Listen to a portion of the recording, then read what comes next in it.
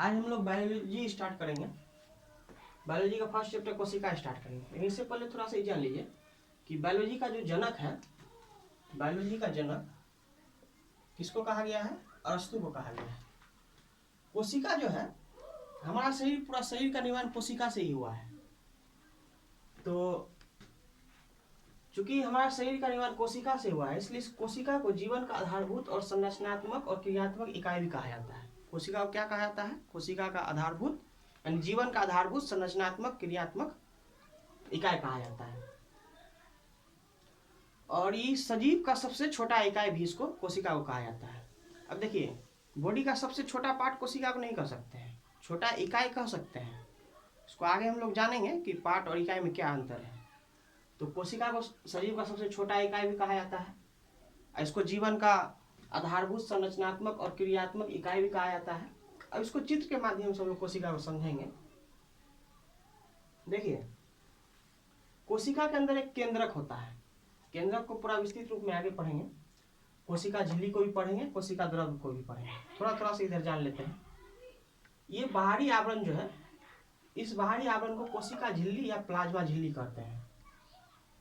इसमें एक केंद्रक होता है कोशिका में, एक द्रव्य होता है जिसको कि कोशिका द्रव्य या साइटोप्लाज्म कहते हैं। दोनों याद रखिएगा। इंग्लिश भी कहीं कहीं सिर्फ इंग्लिश पूछ देता है कि साइटोप्लाज्म क्या होता है। कोशिका द्रव्य को ही इंग्लिश में साइटोप्लाज्म कहा गया है। इस बाहरी आवरण को कोशिका झिल्ली या प्लाज्मा झिल्ली कहा जाता है।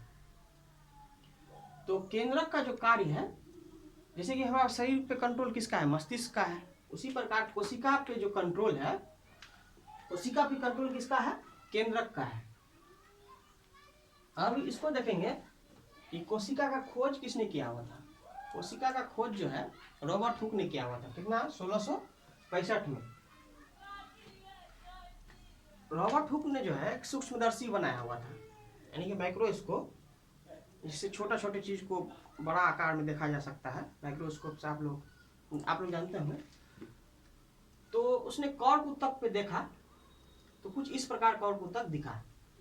अपने माइक्रोस्कोप खुद से बनाया हुआ था रॉबर्ट हुक ने।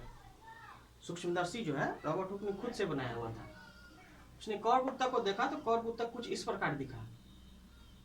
लेकिन रॉबर्ट हुक जो है कोशिका का खोज किया हुआ था, लेकिन कैसा कोशिका? तो मृत कोशिका का खोज किया हुआ था। क्वेश्चन आया कि जीवित कोशिका का खोज किसने किया? तो जीवित कोशिका का खोज जो है लीवेनहॉग ने किया हुआ था।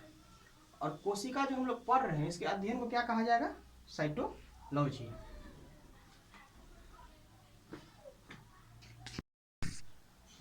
चलिए इससे आगे देखेंगे। स्लाइडन एवं स्वान। स्लाइडन एवं स्वान जो है, इसने कोशिका सिद्धांत दिया है। इसी ने बताया पौधे एवं जंतु कोशिका के बने हुए थे। तो कोशिका सिद्धांत किसने दिया? स्लाइडन एवं स्वान ने। इसने क्या बताया? पौधा एवं जंतु कोशिका के बने होते हैं। एक वैज्ञानिक था रुडोल्फ विर्चो। इसने कोशिका का आधुनिक सिद्धांत दिया, यानी कि आधुनिक कोशिका का सिद्धांत दिया। इसी ने बताया है कि कोशिका विभाजन भी होता है, यानी कि जब एक नया कोशिका का निर्माण होता है तो पुराने कोशिका से ही बना हुआ होता है। तो रुडोल्फ विर्चो ने क्या बताया? इसने आधुनिक कोशिका का सिद्धांत दिया। इसी ने बताया कि कोशिका विभाजित होती है, यानी जितनी भी नई कोशिका होती है पुरानी कोशिका से बनी हुई होती है। रुडोल्फ विर्चो ने बताया कि कोशिका का विभाजन होता है, यानी कोशिका टूटता है, उसी के फलस्वरूप एक नया कोशिका बनता है। यानी कि हम कह सकते हैं कि पुराने कोशिका से ही नई कोशिका का निर्माण होता है। उसके बाद केंद्रक को पढ़ेंगे हम लोग। केंद्रक बताए हुए थे, ये कोशिका है, इसके अंदर एक केंद्रक होता है, इसी केंद्रक को पढ़ेंगे। तो कोशिका का नियंत्रण कक्ष किसको कहा गया है? केंद्रक को। कोशिका का नियंत्रण कक्ष किसको कहा जाता है? केंद्रक को। और केंद्रक का खोज जो है रॉबर्ट ब्राउन ने किया है। आर्किड पौधे होता है, उसके जड़ में रॉबर्ट ब्राउन ने केंद्रक को देखा। तो रॉबर्ट ब्राउन ने किसका खोज किया? केंद्रक का खोज। केंद्रक जो है 4 संरचनाओं से मिलकर बना होता है। ये केंद्रक झिल्ली, ये बाहरी जो आवरण है उसको केंद्रक झिल्ली कहेंगे। केंद्रक झिल्ली से, केंद्रक झिल्ली, इसको केंद्रिका कहेंगे। केंद्रक नहीं, केंद्रिका। केंद्रक के अंदर जो होता है उसको केंद्रिका कहेंगे। केंद्रिका। ये धागे नुमा जो संरचना है इसको क्रोमेटिन धागे कहेंगे, क्रोमेटिन धागे, क्रोमेटिन धागे। इसको डीएनए भी कहा जाता है, डीएनए भी इसी को कहा जाता है। और ये द्रव्य जो है केंद्रक द्रव्य है, इसके अंदर केंद्रक द्रव्य भी पाया जाता है। एक बार फिर से देख लीजिए, स्लाइडन एवं स्वान ने जो है कोशिका सिद्धांत दिया और रुडोल्फ विर्चो ने आधुनिक कोशिका का सिद्धांत दिया। इसी ने बताया कि कोशिका का विभाजन होता है, यानी कि जितने भी नई कोशिका का निर्माण है पुराने कोशिका से ही होता है। केंद्रक जो है कोशिका का नियंत्रण कक्ष केंद्रक को कहा गया है। खोज कौन किया है? रॉबर्ट ब्राउन ने किया है। किस पौधे में? आर्किड पौधे के जड़ में। केंद्रक जो है 4 संरचनाओं से मिलकर बना होता है। किस किस से? केंद्रक झिल्ली से। ये बाहरी आवरण को केंद्रक झिल्ली कहेंगे। इसके अंदर एक केंद्रिका होता है। ये धागे नुमा जो संरचना होता है उसको क्रोमेटिन धागे या डीएनए कहेंगे। इसके अंदर एक द्रव्य होता है उसको केंद्रक द्रव्य कहेंगे।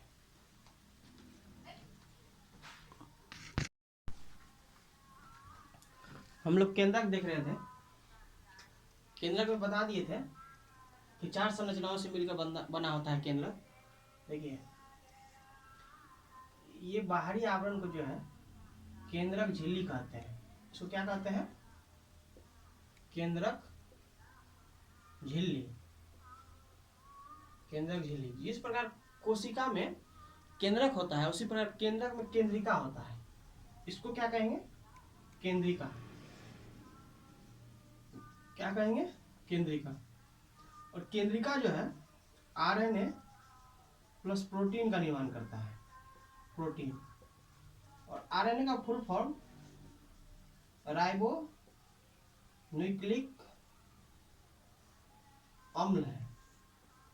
इसको भी याद कर लीजिएगा। आरएनए का फुल फॉर्म राइबो न्यूक्लिक अम्ल। इसमें एक तो धागे नुमा संरचना होता है। ऐसे धागे नुमा संरचना हो उसको क्या कहेंगे? क्रोमेटिन धागे। क्रोमेटिन धागे। क्रोमेटिन धागे कहेंगे। इसमें एक द्रव्य होता है, इसको केंद्रक द्रव्य कहेंगे। केंद्रक द्रव्य कहेंगे। तो केंद्रिका किसका निर्माण करता है? आरएनए प्लस प्रोटीन का। इसमें धागे नुमा एक संरचना होता है केंद्रक के अंदर, तो उसको क्या कहेंगे? क्रोमेटिन धागे। इसी को डीएनए कहा जाता है। डीएनए। डीएनए का फुल फॉर्म याद कर लीजिएगा। डीऑक्सी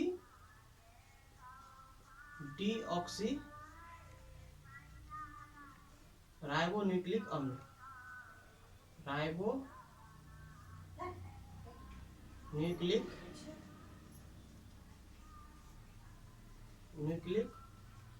अम्ल। एक बार फिर से समझिएगा। केंद्रक 4 संरचनाओं से मिलकर बना होता है। एक केंद्रक द्रव्य। इसमें एक केंद्रिका होता है। जैसे कोशिका के अंदर केंद्रक होता है उसी प्रकार केंद्रक के अंदर केंद्रिका होता है। केंद्रिका आरएनए प्लस प्रोटीन का निर्माण करता है। आरएनए का फुल फॉर्म क्या होता है? राइबोन्यूक्लिक अम्ल। और डीएनए का फुल फॉर्म क्या होता है? डीऑक्सी राइबोन्यूक्लिक अम्ल। इसमें धागे नुमा जो संरचना होता है इसी को क्रोमेटिन धागे चाहे डीएनए कहा जाता है। इसके बाहरी आवरण को केंद्रक झिल्ली। तो आरएनए का फुल फॉर्म समझ लिए, राइबोन्यूक्लिक अम्ल, और डीएनए का डीऑक्सी राइबोन्यूक्लिक अम्ल। अब डीएनए को हम लोग समझेंगे। डीएनए का छोटा भाग जो होता है उसको जीन कहा जाता है। उसको चित्र के माध्यम से समझते हैं। इसको मिटा लेते हैं।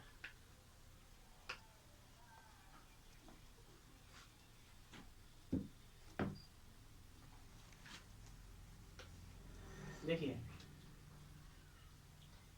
डीएनए कुछ इस प्रकार दिखता है। इसका छोटा सा जो भाग होता है, ये इतना दूर को मान लीजिए। डीएनए के छोटा सा भाग को क्या कहेंगे? जीन कहते हैं। पानी है इसलिए दिख नहीं रहा है। डीएनए के छोटा सा भाग को क्या कहेंगे? जीन कहेंगे। चलिए गुणसूत्र को समझेंगे। गुणसूत्र को इंग्लिश में क्रोमोसोम कहते हैं। तो दोनों नाम याद रखिएगा, गुणसूत्र और क्रोमोसोम। देखिए जब कोशिका का जो विभाजन होता है तो क्रोमेटिन धागे जो है, क्रोमेटिन जो धागे होता है जो अभी पढ़ाएं आपको, जब कोशिका का विभाजन होता है तो वही क्रोमेटिन धागे गुणसूत्र बन जाता है, जो इस प्रकार दिखता है। तो गुणसूत्र में क्या समझे, जब कोशिका का विभाजन होता है तो वही क्रोमेटिन धागे जो है गुणसूत्र बन जाता है, जो कि इस प्रकार दिखता है। इसके बीच वाले भाग को सेंट्रोमियर कहेंगे और इसके ऊपरी भाग को टीलोमियर कहेंगे। चलिए अब आगे देखते हैं। गुणसूत्र देख रहे थे हम लोग। तो गुणसूत्र का निर्माण कैसे होता है, जब कोशिका का विभाजन होता है तो वही क्रोमेटिन धागे, जिसको डीएनए भी कहते हैं, तो क्रोमेटिन धागे गुणसूत्र बन जाता है। तो गुणसूत्र जो है डीएनए प्लस प्रोटीन का बना होता है। अब डीएनए प्लस प्रोटीन का कैसे बना होता है, तो गुणसूत्र बना किससे, क्रोमेटिन धागे से। तो क्रोमेटिन धागे को डीएनए भी कहा जाता है, इसलिए गुणसूत्र डीएनए प्लस प्रोटीन का बना होता है। इसे याद रख लीजिएगा। एक बार फिर समझिए, देखिए गुणसूत्र क्रोमोसोम जो है, गुणसूत्र को इंग्लिश में क्रोमोसोम कहते हैं, तो क्रोमोसोम भी याद रखिएगा। तो जब कोशिका का विभाजन जो होता है तो क्रोमेटिन धागे ही, जो धागेनुमा संरचना होता है, अभी बताए हैं धागेनुमा संरचना, इसी को क्रोमेटिन धागे कहते हैं। इसी को डीएनए भी कहा जाता है, डीएनए भी कहा जाता है। तो यही गुणसूत्र बन जाता है, जो कि इस प्रकार से दिखता है। तो इसके ऊपरी भाग को टीलोमियर और सेंट्रल भाग को सेंट्रोमियर कहते हैं। और गुणसूत्र किसका बना होता है, चूंकि क्रोमेटिन धागे से बनता है तो क्रोमेटिन धागे को डीएनए कहा जाता है, इसलिए गुणसूत्र को हम कह सकते हैं कि डीएनए प्लस प्रोटीन का बना होता है। अब देखिए मनुष्य में गुणसूत्र की संख्या 46 होता है, यानी कि 23 जोड़ा। एक जोड़ा में 2 होता है तो 23 × 2 तो 46 हो गया। तो मनुष्य में गुणसूत्र कितना होता है, 23 जोड़ा होता है। इसमें 44 को ऑटोसोम्स कहते हैं, ऑटोसोम्स, और 2 को लिंग गुणसूत्र कहते हैं। यही 2 जो है निर्धारण करता है कि लड़का होगा कि लड़की होगा। तो 22 जोड़ा जो है, यानी कि 44 नर मादा दोनों में पाया जाता है, और 2 जो बच गया तो वो निर्धारण करेगा लिंग का कि लड़का होगा कि लड़की होगा। तो नर में भी 22 जोड़ा होगा और मादा में भी 22 जोड़ा होगा, और नर में XX और मादा में XY होगा, और मादा होगा तो XY हो जाएगा। अब हम लोग पढ़ेंगे कोशिका के प्रकार। गुणसूत्र को समझ लिए, केंद्रक को समझा दिए, कोशिका को पूरा डिटेल में समझा दिए। अब कोशिका के प्रकार को समझ रहे हैं हम लोग।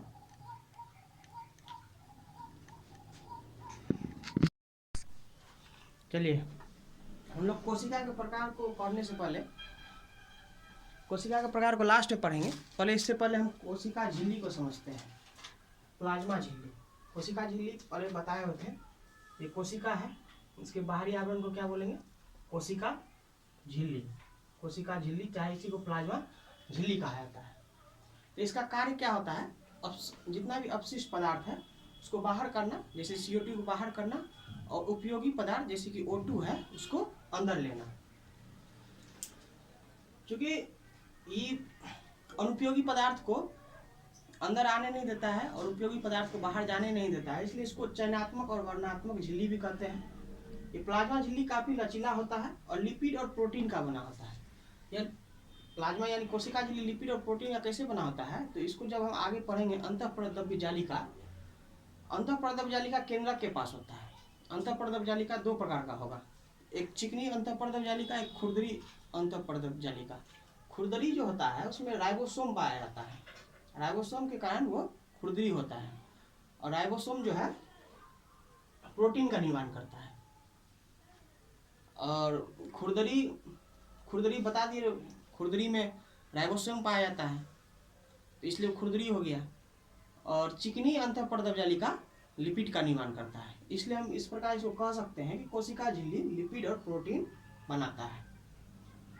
इसके बाद हम लोग कोशिका द्रव्य को पढ़ेंगे। इसके अंदर जो कोशिका के अंदर जो द्रव्य पाया जाता है उसी को कोशिका द्रव्य कहते हैं। तो कोशिका द्रव्य, इसी को इंग्लिश में साइटोप्लाज्म कहते हैं। कोशिका द्रव्य में भी अनेक कोशिकांग पाए जाते हैं, जैसे अंतःपरद्रव्य जालिका, ribosome, mitochondria, Golgi body, lysosome. इसको हम लोग बारी बारी से पढ़ेंगे। पढ़ने से पहले हम लोग इतना जान लेते हैं कि क्या क्या अभी तक पढ़ चुके हैं, इसको एक बार रिवीजन कर लेते हैं। हमने कोशिका को पढ़ा। कोशिका में क्या पढ़ा कि जीवन की आधारभूत संरचनात्मक और क्रियात्मक इकाई है। इसका कोशिका का खोज कौन किया है? रॉबर्ट हुक ने किया है। कैसा कोशिका था वो? मृत कोशिका था। तो जीवित कोशिका का खोज लीeuwenhoek ने किया है। उसके बाद हम लोग पढ़ेंगे स्लाइडेन एवं स्वान का सिद्धांत। कोशिका सिद्धांत कौन दिया? स्लाइडेन एवं स्वान ने। क्या बताया कि सभी पौधे एवं जंतु जो है कोशिका का बना होता है। फिर रुडोल्फ विर्चो आया, उसने आधुनिक कोशिका का सिद्धांत दिया। इसी ने बताया कि जितना भी नया कोशिका वो पुराना कोशिका से ही बना होता है। इसी ने बताया कि कोशिका विभाजित होता है। फिर हम लोग केंद्रक के बारे में पढ़े। तो केंद्रक को क्या कहा गया? कोशिका का नियंत्रण कक्ष कहा गया। हम लोग पहले बता चुके हैं। और केंद्रक का खोज किसने किया? रॉबर्ट ब्राउन ने। किस पौधे में? आर्किड पौधे के जड़ में रॉबर्ट ब्राउन ने केंद्रक का खोज किया। ये 4 संरचनाओं से मिलकर बना होता है। क्या? जैसे ये केंद्रक है, 4 संरचनाओं से मिलकर। इसके बाहरी आवरण को क्या कहेंगे? केंद्रक झिल्ली कहेंगे। और इसमें एक केंद्रिका होता है। यहाँ पे केंद्रिका होता है। केंद्रिका किसका निर्माण करता है? आरएनए प्लस प्रोटीन का निर्माण करता है। तो आरएनए का फुल फॉर्म क्या हो गया? राइबोन्यूक्लिक अम्ल हो गया। चलिए, केंद्रक झिल्ली समझ लिए। फिर केंद्रक, इसमें केंद्रक द्रव्य पाया जाता है और इसमें एक धागेनुमा संरचना होता है केंद्रक के अंदर। उसको क्या बोलते हैं? क्रोमेटिन धागे, जिसको डीएनए भी कहा जाता है। डीएनए के एक छोटा सा भाग को क्या कहा जाता है? जीन कहा जाता है। उसके बाद हम लोग गुणसूत्र को पढ़े। गुणसूत्र क्या होता है? जब कोशिका का विभाजन होता है तो यही क्रोमेटिन धागे गुणसूत्र बन जाता है। इसको भी बता चुके हम लोग। मनुष्य में गुणसूत्र की संख्या कितना है? 46 होता है, जिसमें 44 को ऑटोसोम्स कहते हैं और 2 जो होता है वही लिंग का निर्धारण करता है। यानी नर और मादा में 22 जोड़ा सेम होगा। नर मादा में 22 जोड़ा, नर में भी होगा, मादा में भी 22 होगा। और नर में XX होगा और मादा में XY होगा। इसके आगे हम लोग आप पढ़ेंगे अंतःप्रद्रव्य जालिका।